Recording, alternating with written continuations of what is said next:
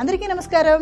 నేటి వీడియోలో రాగి గొట్టాలపై బ్రేస్డ్ జాయింట్ను ఎలా స్వాష్ చేయాలో మరియు ఎలా తయారు చేయాలో తెలుసుకుందాం.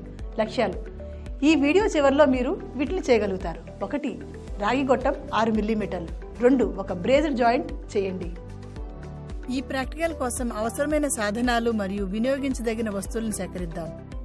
స్టీల్ స్కేల్ 1, త్రిభుజాకార ఫైల్ 150 మిల్లీమీటర్లు 1, flaring block 1, swaging tool set 1, ball peen సుత్తి 225 గ్రాములు 1, సులభ బ్రేకింగ్ టార్చ్ 1, బ్రేజింగ్ రాడ్ కావలసినంత, బ్రేజింగ్ ఫ్లాక్స్ కావలసినంత, బ్యూటేన్ 1, నూనె కావలసిన విధంగా, పత్తి వ్యర్థాలు అవసరమైన విధంగా, సాఫ్ట్ ఎమరీ షీట్ అవసరమైన విధంగా, ఒకే పరిమాణంలో రాగి గొట్టాలు 2. విధానం: టాస్క్ 1, ట్యూబ్ చివర స్వేచ్ చేయండి. దశ 1, ఒక పరిమాణంలో ఉన్న 2 ట్యూబ్ ముక్కలను కలపడానికి ఒకటి పెద్దదిగా చేయాలి, తద్వారా మరొకటి లోపలికి సరిపోతుంది.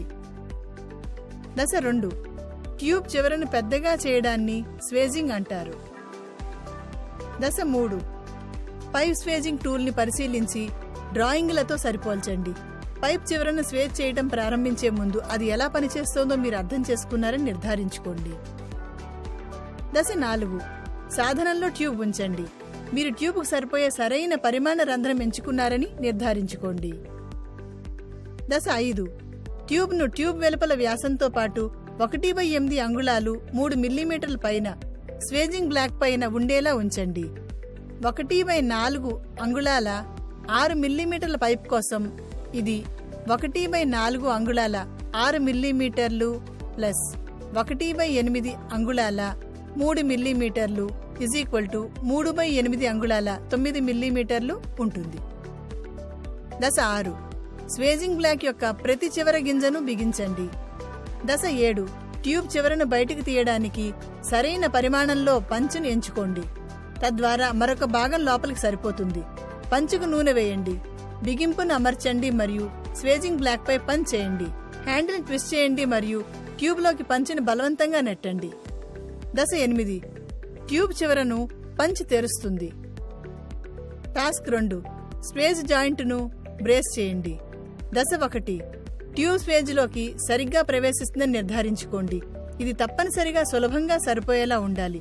ఇది గట్టిగా సరిపోతుంటే బ్రేజింగ్ మెటీరియల్కు తగినంత స్థలం ఉండదు. ఇది వదులుగా ఉంటే జాయింట్ బలహీనంగా ఉంటుంది.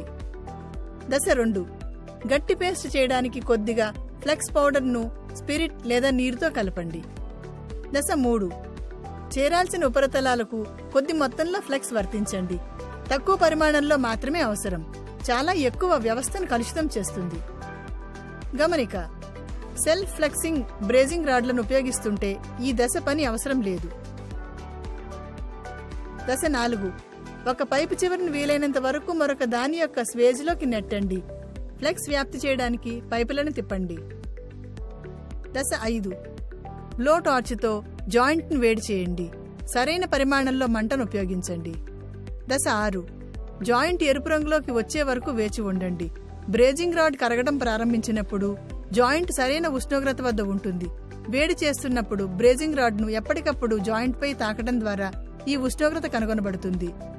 జాయింట్ను వేడెక్కించవద్దు. బ్రేజింగ్ రాడ్ను మంటలో ఉంచవద్దు. బ్రేజింగ్ రాడ్ తప్పనిసరిగా జాయింట్ యొక్క వేడితో కరిగిపోతుంది మరియు మంట ద్వారా కాదు. దశ 7, సరైన ఉష్ణోగ్రత చేరుకున్నప్పుడు బ్రేజింగ్ రాడ్తో జాయింట్ని అనేక పాయింట్ల వద్ద తాకండి. దశ 8, కరిగిన బ్రేజింగ్ రాడ్ జాయింట్లోకి లాగబడుతుంది మరియు ఒకవైపు వెలుపలి భాగం మరియు మరొక దాని యొక్క స్వేజ్డ్ ఎండ్ మధ్య ఖాళీని నింపుతుంది. స్వేజ్ చివరలో బ్రేజింగ్ మెటీరియల్ యొక్క పూర్తి రింగ్ కనిపించినప్పుడు బ్లో టార్చ్ను తీసివేయండి. దశ 9, జాయింట్ని చల్లబరచడానికి అనుమతించండి. బ్రేజింగ్ మెటీరియల్ గట్టిపడే వరకు పైప్ని కదిలించవద్దు. గమనిక పట్టి: 1, పారామీటర్ స్వేజింగ్ని టెస్ట్ చేయటం. ఫలితాలు: అద్భుతం లేదా బాగుంది లేదా సాధారణం. 2, బ్రేజ్డ్ జాయింట్ను టెస్ట్ చేయటం. ఫర్మ్ లేదా బ్లో హోల్స్. 3. తీసుకున్న సమయం నెమ్మది లేదా మధ్యస్థం లేదా వేగం. 4. పదార్థ వ్యర్థం తక్కువ, అతి తక్కువ, అసలు వ్యర్థం లేదు. గమనిక: రకరకాల ట్యూబుల సైజుల కొరకు టెస్ట్ అభివృద్ధి కొరకు ఇదే అభ్యాసాన్ని పునరావృతం చెయ్యండి. రీక్యాప్: ఈ వీడియోలో ఎలా చేయాలో మనం చర్చించాం. 1. రాగి గొట్టం 6 మిల్లీమీటర్లు. 2. ఒక బ్రేజ్డ్ జాయింట్ చేయండి.